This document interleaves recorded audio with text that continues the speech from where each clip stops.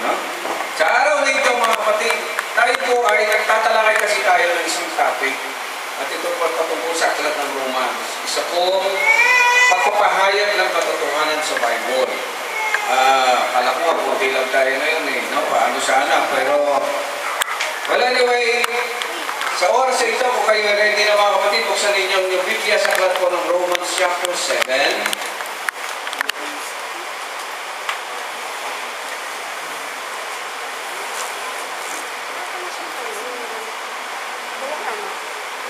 Chapter 7, verse 7. Ito ang tatalakay natin ngayon. Medyo hirap intindihin, pero tutulungan tayo ng Panginoon.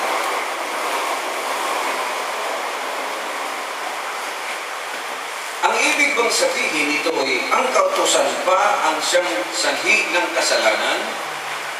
Hindi. Gayunmay hindi ko sana nalaman kung ano ang kasalanan kung hindi dahil sa kautusan.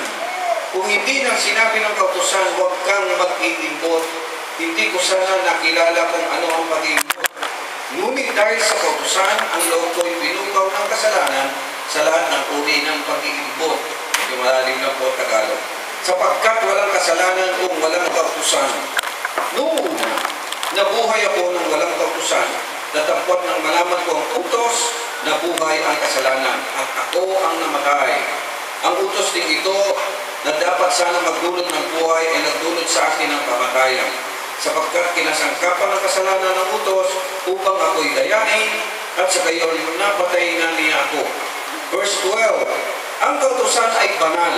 Yan. At ang bawat utos ay banal, matuwid at mabuti. Ibig kong sabihin ang mabuting bagay pa ang nagdulot sa akin ng kamatayan. Hindi ang kasalanan ang pumatay sa akin. Sa mamagitan ng mabuti, sa mamagitan ng utos, sa gayon na patunayan kong gaano kasama ang kasalanan. Saglit tayo manalangin, dakilang Diyos, gabayan po ninyo kami sa topic nito. Mahirap po itong unawain para sa bawat isa sa amin. Ngunit kami po'y nagtitiwala sa iyong kapangyarihan at pagtuturo. Nagtitiwala kami sa kapangyarihan ng iyong mga salita na unti-unti po magbubukas ito sa aming puso at isipan. Gaano man ito kahirap unawain at intindihin, alam namin na magbubukas namin po kami ng puso at isip ay maunawaan po namin ang diwa ng iyong mga salita. Bless us in Jesus' name. Amen and amen. Ito po yata ay pang-ilan ito. Pang-5 na po, no? Pang-5 na.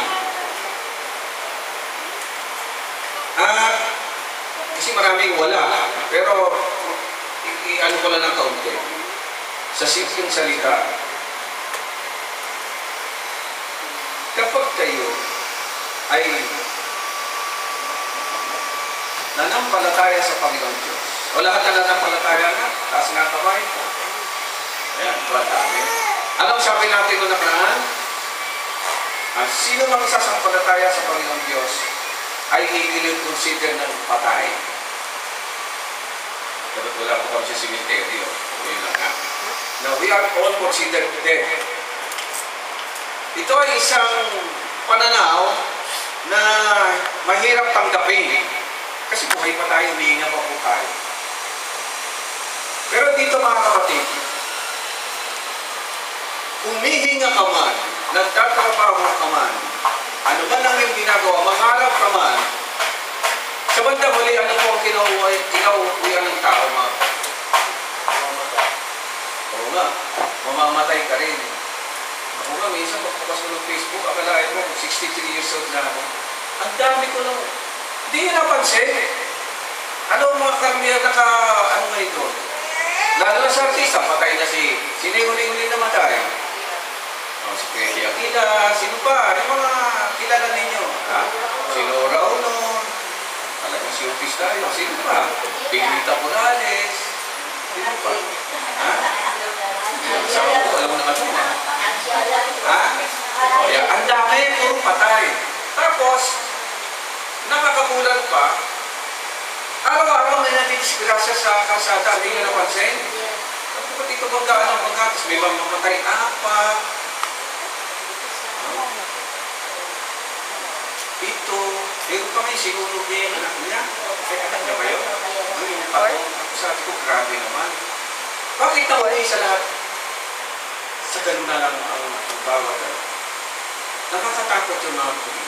Tapos, sino nagkaramdam mo lindo?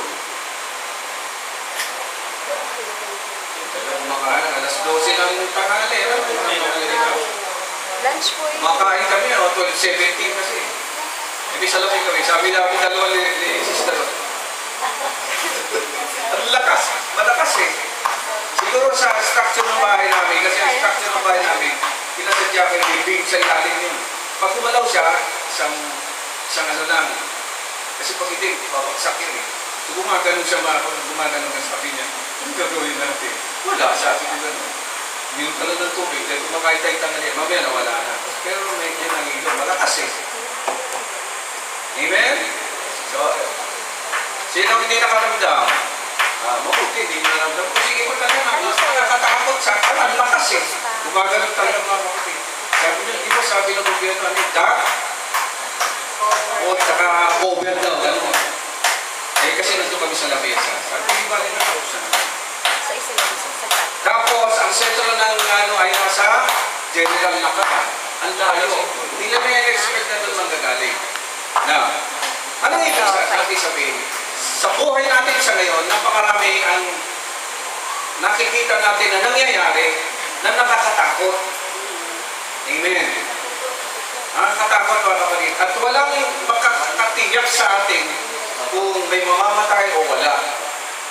Bisa pagtingin mo doon sa Facebook, ano ninyo yung mga kabats sa high school. O, ayan. Matay na. Ayan. Pakiano yung, ayan.